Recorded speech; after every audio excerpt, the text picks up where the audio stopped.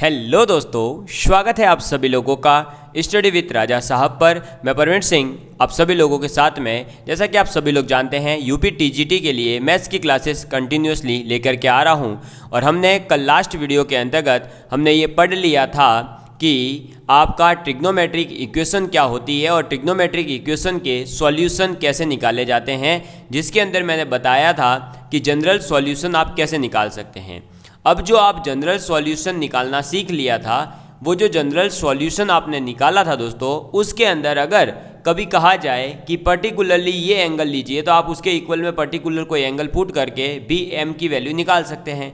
तो general solution और particular solution क्या होता है वो आप लोग जो है समझ चुके होंगे, और आपको कैसे क्वेश्चन सॉल्व करना है वो लास्ट लेक्चर में बताया गया था एक क्वेश्चन के माध्यम से। बाकी आप PYQ सॉल्व करिए तो आपको पता चलता रहेगा कि किस किस टाइप के क्वेश्चंस को हम कैसे सॉल्व करते हैं। आज हम इस चैप्टर के अंदर, आज इस लेक्चर के अंदर हम पढ़ने वाले हैं हमारे, अगर टॉपिक देखें तो हमने ये त्रिकोणमितीय सर्वतमिकाएँ जो होती है या सर्वसमीकाएँ होती है वो कंप्लीट हो चुकी है। त्रिकोणमितीय समीकरण कंप्लीट हो चुके हैं, और इससे पहले त्रिकोणमितीय अनुपात और जितना भी त्रिकोणमिति का बेसिक था वो सब कुछ मैंने आप लोगों को बता दिया था। आज हम इस लेक्चर में पढ़ने वाले हैं त्रिभुज का हल, यानी कि सॉल्यूशन ऑफ ट्रायंगल्स के बारे में हम बात करने वाले हैं। और सॉल्यूशन ऑफ ट्रायंगल्स के अंतर्गत ही ये सब कुछ आ जाएगा आपका परिगम अंत क्या होता है, बाह्य वृत्तों की त्रिज्या क्या होती है, उनके गुण क्या होते हैं, यहाँ तक की बातें। तो आज का ये लेक्चर बहुत ही ज़्यादा इम्पोर्टेंट है, इसे बहुत ही अच्छे से ट्राई करिएगा कि आप लोगों को सब चीज़ें एक ही बार में समझ आ जाए, और आप ज़रूर से ज़रूर नोट्स ज़रूर बनाइएगा। साथ ही साथ इस पूरे लेक्चर को देखने के बाद आपको जो होमवर्क दिया जा रहा है क्वेश्चंस का, वो भी ज़रूर आप अटैम्प्ट करिएगा, तो आपको बहुत अच्छे से ये टॉपिक समझ में आ जाएगा। ठीक है, चलिए तो अब हम सॉल्यूशन ऑफ ट्रायंगल्स के अंदर सबसे पहला जो रूल पढ़ने वाले हैं वो हमारा रूल है साइन रूल। क्या रूल है? Sine rule. ठीक है, तो साइन रूल के बारे में हम बात करेंगे। किसके बारे में बात करेंगे? साइन रूल के बारे में बात करेंगे कि आखिर ये जो साइन रूल है ये है क्या। तो सबसे पहले साइन रूल के लिए हम जो है एक ट्रायंगल बनाएंगे। ठीक है, तो ट्रायंगल बनाने के लिए मैं यहाँ से ये लिया ट्रायंगल मैंने, और ये हमारा ट्रायंगल बन के तैयार है। ठीक है, ये हमारा ट्रायंगल बन गया, और इसी ट्रायंगल को एक सर्कल और ड्रॉ करेंगे इसके चारों तरफ, ताकि ये जो है बहुत ही अच्छे से रिप्रेजेंट किया जा सके। और मैं इसे एक सेकेंड रुकिएगा, ये आप बिल्कुल अब एकदम ये परफेक्ट टच हो रहा है। तो ये हमारा बन गया क्या? ट्रायंगल, और ट्रायंगल के बाहर चारों तरफ बन गया हमारा सर्कल। ठीक है, अब ये जो सर्कल बन चुका है इसको मान लेते हैं इसके सेंटर से अब कनेक्ट करेंगे हम। ये इसका सेंटर मान लीजिए, और इस सेंटर से एक इस लाइन को टच करवाएंगे, एक ऊपर से हम लेकर आ जाएंगे, और एक यहाँ से इसको टच करवा देंगे। समझ में आ गई बात? तो ये हमारा बन गया। अब ये जो इसके वर्टेक्सेज है इनका नाम दे देंगे A, ये इसका कॉर्नर है B, ये इसका कॉर्नर हो जाएगा C, और जो A कॉर्नर है उसके सामने वाली जो साइड है उसको नाम दिया हमने स्मॉल a, B वाली को नाम दिया स्मॉल b, C के सामने वाली को नाम दिया स्मॉल c। सर ये कंपलसरी है क्या? ऐसा कोई कंपलसरी नहीं है, आप अपनी इच्छा से जो देना चाहे वो दे सकते हैं, लेकिन मैंने सिर्फ इसलिए दिया है ताकि आप लोग कंफ्यूज नहीं हो और आपको पता रहे कि हमने किसको क्या नाम दिया था। A के सामने A, B के सामने B, C के सामने C, और आगे जो फॉर्मूलाज होंगे वो याद करने में हमें आसानी होगी। इसलिए क्लियर है आप सभी लोगों के लिए? ठीक है, अब देखिएगा दोस्तों, हम यहाँ पर क्या करते हैं कि एक परपेंडिकुलर खींच लेते हैं यहाँ से। ये लो, ये परपेंडिकुलर आ गया। ठीक है, और ये परपेंडिकुलर खींचेंगे तो ऑब्वियस ही बात है ये 90 डिग्री हो जाएगा, तो ये कुछ थीटा हो जाएगा। और ये जो एंगल है इस एंगल को आप नाम दे दो A। क्या नाम दे देंगे हम? A एंगल नाम दे देंगे। और आपको पता है कि अगर ये A एंगल है तो ये भी ऑब्वियस सी बात है A हो जाएगा। ठीक है, ये भी कितना हो जाएगा? A हो जाएगा। और ये A हो जाएगा तो आपका ये जो साइड है जो ब्लू कलर में है, ये सर्कल के लिए क्या है? रेडियस है, तो इसका R है लेंथ। इसकी आर है लेंथ और इसकी भी आर है लेंथ, और ये परपेंडिकुलर खींचा है तो ये 2 पार्ट्स में इक्वल डिवाइड हो जाएगा a/2 और ये भी हो जाएगा a/2। समझ में आ गई बात? क्लियर है इतना? चलिए अब क्या होगा, आप जो है इसके अंदर सबसे पहले साइन रूल लिख लीजिए। तो साइन रूल कहता है कि आपका a divide by sine a equal होगा b divide by sine b के, और c डिवाइड होगा साइन c से, और ये इक्वल होंगे सभी रेशियोज किसके? तो 2r के इक्वल होंगे। और यहाँ पर ये r क्या है? तो सर आपने तो बताया ही नहीं बेटा, ये जो r है ये r हमारा है रेडियस। किसकी रेडियस? तो ये है रेडियस ऑफ सर्कल। ठीक है, किसकी रेडियस है? ये जो बाहर का हमारा सर्कल है इसकी ये रेडियस है। समझ में आ गई बात? क्लियर है? तो रेडियस ऑफ सर्कल, और ये आपको याद रखना है कि ये रेशियो जो है वो इक्वल होंगे 2r के। यही है हमारा साइन रूल। क्लियर हुआ आपके? तो आप इसे और कैसे लिख सकते हैं? तो आप इसे लिखेंगे कि ए साइड जो इक्वल होगी वो किसके होगी? तो 2r साइन a के। फिर b किसके इक्वल होगी? तो b इक्वल हो जाएगी 2r साइन b के, और c साइड इक्वल हो जाएगी किसके? 2r साइन c के। समझ में आ गई बात? क्लियर है?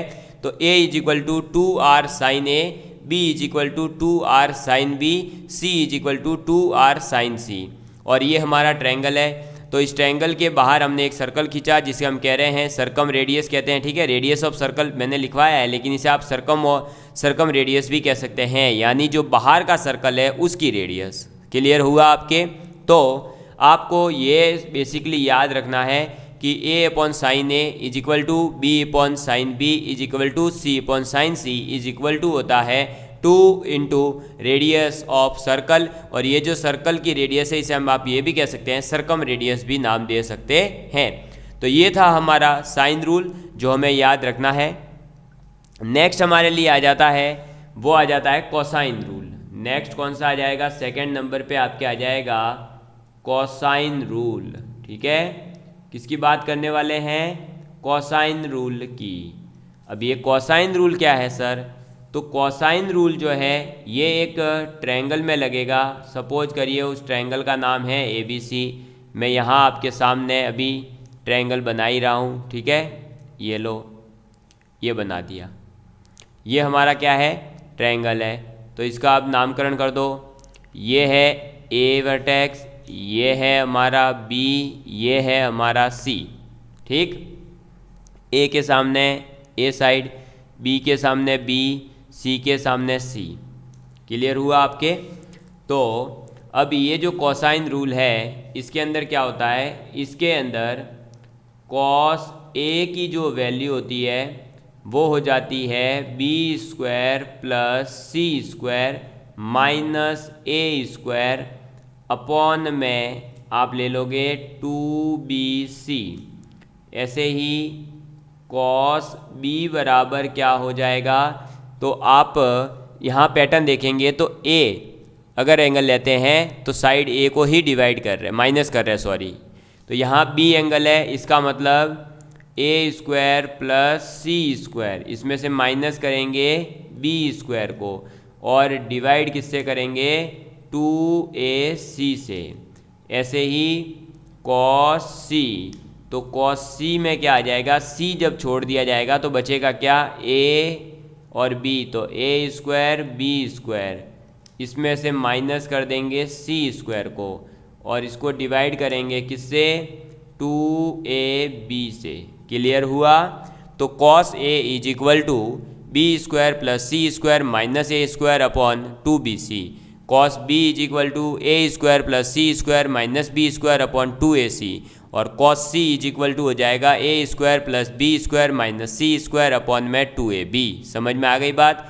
ये है हमारा कोसाइन रूल। ये कोसाइन रूल आपके एक ट्रायंगल के लिए वैलिड होता है, जो मैंने आपके सामने बता दिया कि जो एंगल ले रहे हो उसके सामने वाली जो भी साइड हो आप उसको माइनस कर दोगे और बाकी जो भी साइड्स हैं उनको ऐड करोगे उनके स्क्वायर को, और उन्हीं रिमेनिंग साइड से आप डिवाइड भी कर दोगे। समझ में आ गई बात? क्लियर है? तो ये था हमारा कोसाइन रूल। हमने साइन रूल की बात करी, फिर कोसाइन रूल की बात करी, और अब हम लिखेंगे प्रोजेक्शन रूल। कौन सा रूल? Projection rule. इसके अंदर दोस्तों बेसिकली फॉर्मूलाज ही याद रखने पड़ेंगे, क्योंकि डायरेक्ट क्वेश्चन सीधा सीधा फॉर्मूला भी पूछ लेते हैं इसलिए। तो थर्ड हमारा आ जाएगा प्रोजेक्शन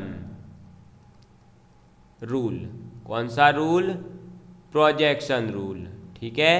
अब ये प्रोजेक्शन रूल में क्या होगा, इसके अंदर भी हम एक ट्रायंगल बना लेते हैं। ये लो, ये बना दिया ट्रायंगल, और इस ट्रायंगल के अंदर हम खींच लेते हैं एक परपेंडिकुलर। ये लो भाई, ये एक परपेंडिकुलर आ जाएगा, आ गया परपेंडिकुलर। और अब ये वर्टेक्स है हमारा ए, ये वर्टेक्स है हमारा बी, ये वर्टेक्स है हमारा सी। ठीक है। ए के सामने वाली साइड का नाम दिया हमने ए, ये तो पॉइंट है डी। ठीक है। ए साइड, बी के सामने वाली साइड हो जाएगी बी, सी के सामने वाली साइड हो जाएगी सी। क्लियर है? समझ में आ गई बात? और जो जो वर्टेक्स है उनका वही नाम दे दिया, यानी ये बी एंगल है, ये हमारा सी एंगल है, और ये हमारा ए एंगल है। कौन सा एंगल है? ये ए एंगल है। क्लियर हुआ? तो प्रोजेक्शन रूल के अकॉर्डिंग क्या हो जाएगा दोस्तों? प्रोजेक्शन रूल में ये होगा कि A इज इक्वल टू हो जाएगा B cos C plus C cos B। ठीक है। तो देखो भाई, ए साइड अगर हम लेते हैं तो वो साइड जो है इक्वल होती है किसके? अपोजिट इसके। देखो यहाँ साइड आ रही है बी, तो बी के सामने वाला जो इसके नीचे एंगल है वो सी, यानी कॉस सी इंटू बी, और इधर सी इंटू कॉस बी, यानी जो साइड है उसके इधर जो भी एंगल बन रहा हो वो ले लो आप। समझ में आ गई बात? तो ए इज इक्वल टू होता है बी कॉस सी प्लस सी कॉस बी। ए है तो ए और सी के बीच में कौन सा कोण आएगा? बी कोण। तो हमने ले लिया सी कॉस बी। ए और बी के बीच में कौन सा कोण आएगा? सी। तो हमने ले लिया बी कॉस सी, और ए एंगल के ए साइड के इक्वल है। समझ में आ गई बात? ये है हमारा फर्स्ट फॉर्मूला। सेकेंड फॉर्मूला क्या हो जाएगा? तो सेकेंड हो जाएगा बी इज इक्वल टू, अब बी जब आ गया है तो ये बी छोड़ दो, तो अब बी और सी के बीच में एंगल कौन सा है? ए, यानी कि सी कॉस ए, फिर प्लस बी और ए के बीच में एंगल कौन सा है? सी, यानी कि ए कॉस सी। समझ में आ गई बात? ऐसे ही थर्ड नंबर पर आ जाएगा सी इज इक्वल टू, अब सी ले रहे हैं तो सी और बी के बीच में एंगल कौन सा है? ए, यानी कि आपका बी कॉस सी। समझ में आ गई बात? कौन सा? B cos C, sorry B cos A आएगा। कौन सा आ जाएगा? B cos A plus A cos B.